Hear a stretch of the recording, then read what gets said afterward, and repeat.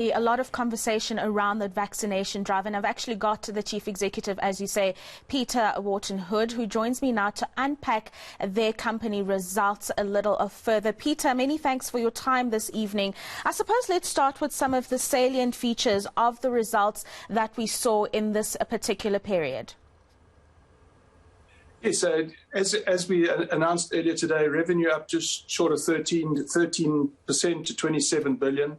A strong result from our international operations, which saw their profit contribution rise by 38% to just a shade short of 2 billion rand, and a very resilient result from our South African operation that weathered two severe COVID waves and civil unrest during the 12 months under review. Now, you've also reinstated the dividend, which is some good news for the shareholder, but you have guided those shareholders about further waves that are set to hit the country. I mean, how bad do you anticipate these will be, especially now that we have the vaccination drive, whereas before we didn't? Well, we run and plan our business conservatively, so we have anticipated or modelled that we'd have a COVID wave in the latter half of December, and then again in the second half of the second quarter of next year. That obviously places us in a cautious position. The severity of the wave is hard to predict. COVID wave 3 was worse than COVID wave 2, and that was after a vaccination program that had in actual fact started in the country. So from a personal perspective, my ability to be able to predict the severity is quite tough, as you will appreciate. But what we do know, inside Life Healthcare, post the vaccination program, significantly reduced number of infections of our frontline staff. And we still had, regrettably, we had 3 deaths post the vaccination program, but the 3 staff members that died were regrettably unvaccinated.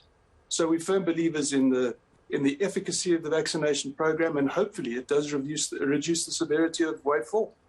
Yeah, on that internal vaccination program, you had previously indicated that it would, or Life Healthcare would be introducing a mandatory vaccination policy from the 1st of December, and that obviously beginning with your head office. You've spoken about your frontline workers, but are those plans still in order? And I suppose, is the company prepared for those who will still refuse to take the vaccine for various reasons, religious or otherwise?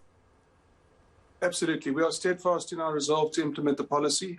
We commenced with a very lengthy and detailed consultation process with our head office staff, going back just a little bit more than a month. At this particular point, of the 700 or so head office staff members, we have an 87% vaccination rate, and approximately, as of this morning, about 50 who've indicated that they will not take the vaccination. As a clinically led healthcare organisation, we believe in the science, and we've had to experience firsthand the tragedy that COVID-19 brings to a workforce. We lost 48 of our staff died in COVID's waves 1 and 2, and we want to present a safe workplace. So we have implemented the policy, and we will stand by it. Now, apart from all the difficulties of COVID-19 and encouraging people to vaccinate, there are some good developments happening within the group. So following that approval of Biogen's Alzheimer's disease-modifying drug earlier this year, you started to invest in the project. This is obviously going to be a game changer for the group. How far have you come in commercializing that project? Well, insofar as the radioisotope trace is concerned, it's FDA approved and has been used in clinical trials, and very, very successfully. Its ramp up from a sales perspective is dependent on the disease-modifying drug launched by Biogen being reimbursed by the medical aids, firstly in the US. So when the uptake of that drug increases, more people will need diagnosis, and then we will be able to sell more of our Neuraceq tracer.